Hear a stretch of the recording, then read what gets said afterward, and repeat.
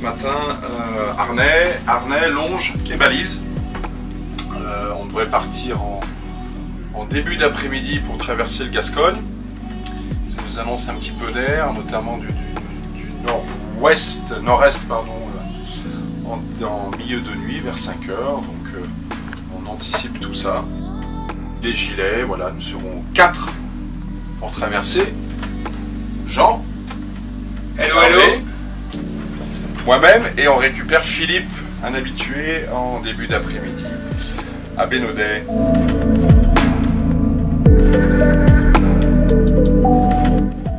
En attendant le départ, Sir Ernst remonte une nouvelle fois l'Audet, profitant du beau temps revenu et histoire de familiariser l'équipage aux instruments de navigation.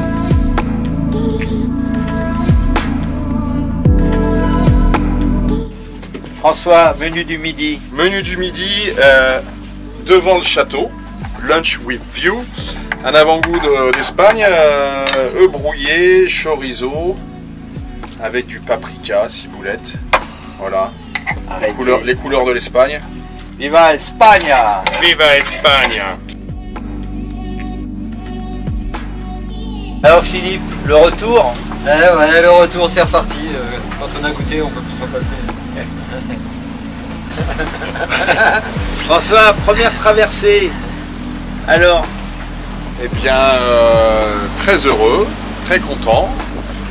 Ça remue un petit peu, mais très heureux d'être là. Ah, okay.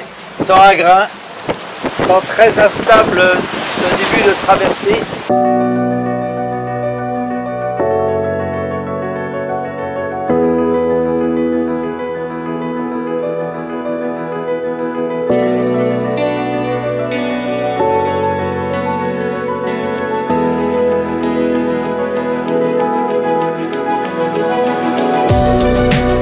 7 h du matin dans le De Gaus, à la fin de la première nuit, dans le golfe de Gascogne, en direction du Cap Finistère.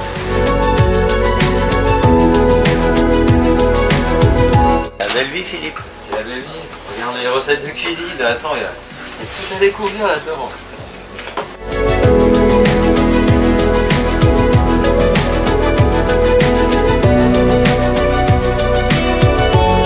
François, on est à 24 heures de l'atterrissage du Cap Finistère. On a actuellement 27,32, ce qui était conforme aux prévisions. Et comment se passe cette traversée et l'arrivée? Bien écoute, très content des premières 24 heures. Très surpris des qualités du bateau. On a eu jusqu'à 35 nœuds dans la nuit. Et le bateau est très stable. On a marché en moyenne à 8 nœuds. Nous devrions arriver d'ici 36 heures au sud du Cap Finistère avec toujours du vent portant. Voilà, c'est merveilleux.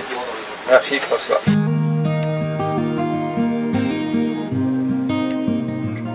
Andouille de Guéméné, œuf, fromage.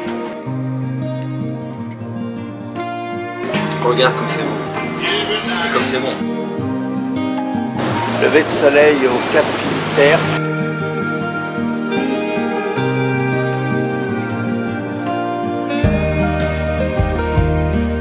Arrivé à Corupelo, lundi, 9 h du matin.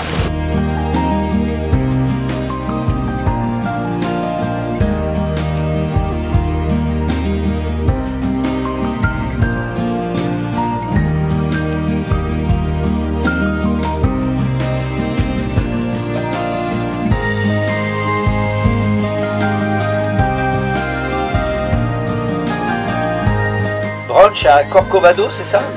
Corrubedo. Corrubedo. Et ma foi, bien sympathique. Bravo au cuisinier. Il manque quelque chose, on vous laisse trouver quoi. Mais bon, comme il est 10 h du matin, on s'est abstenu.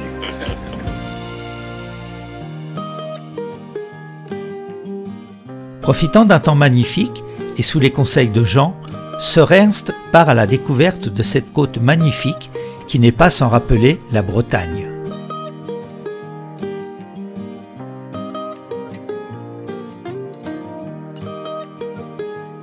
Jean, tu peux nous dire où nous sommes là? Bonjour, nous sommes au large de l'île Sieste et plus particulièrement l'île Sieste Nord.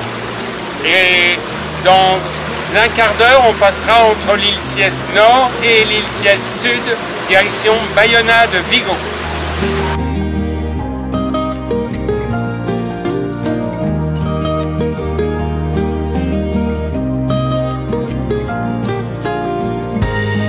Ce soir arrivé l'option 1. L'option 1.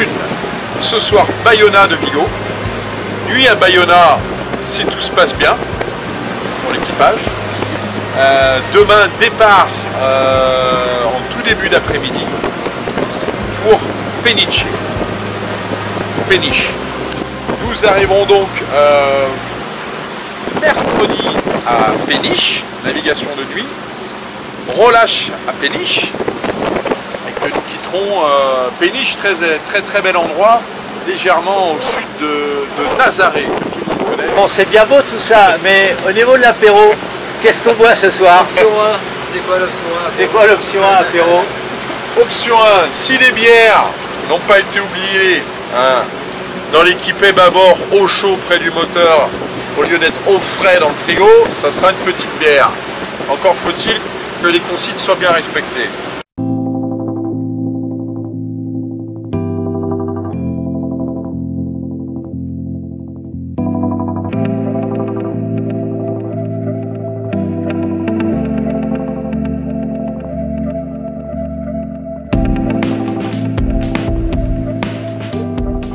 Rio Minho, Portugal. Hello, hello. Au revoir l'Espagne, bonjour le Portugal.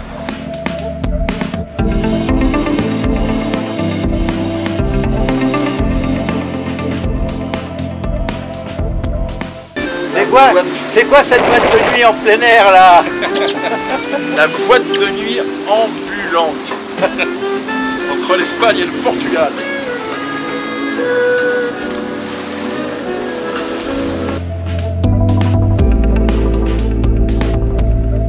Ce soir, Hervé nous a proposé un poulet curry. Je sens qu'on va se régaler. Je lui ai fait quelques petites préparations et il va prendre le relais. Et comme d'hab, sur ce reste, qu'est-ce qu'on fait? On bouffe. Alors ce curry, François? Fantastique Hervé, merci. La recette du curry. Franchement, Hervé, bravo. Ouais, ça valait le déplacement quand même. François, ce vin? Pour une bonne nuit de quart, Sir Ernst vous recommande Château Fond Vert, Luberon 2016.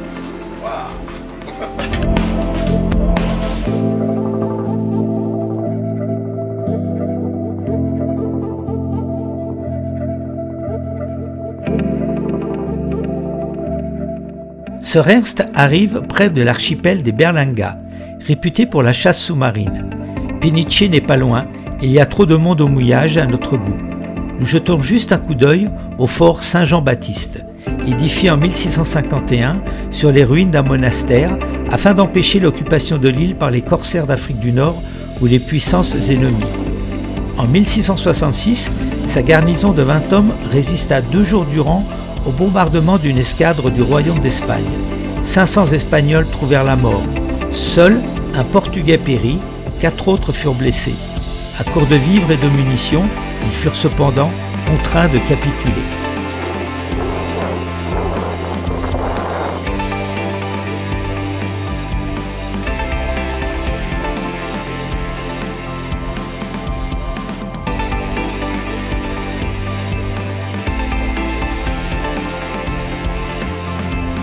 Petits airs sous Schenaker, entre Lisbonne, entre Peniche, où nous étions hier soir, et Lisbonne, à 20 000.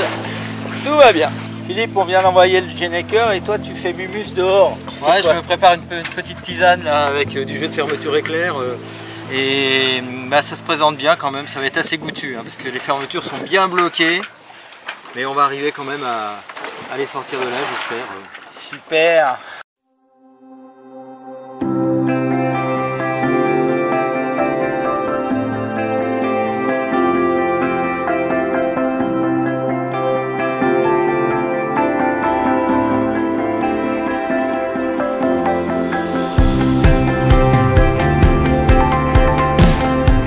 François, arrivé à Lisbonne, tes impressions, cette traversée depuis Bénodet?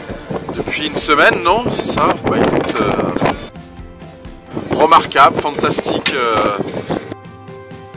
Sans voix là, c'est arrivé. Je suis un peu émotionné, ouais. Et le petit Philippe à la barre. Voilà, la tension commence à retomber après cette difficile épreuve du jour. Mais ouais, non, très bien. Très chouette. Cette anglaise, dis-nous la vérité pour une fois. Le pied. Ah, enfin, il avoue. Enfin, il avoue.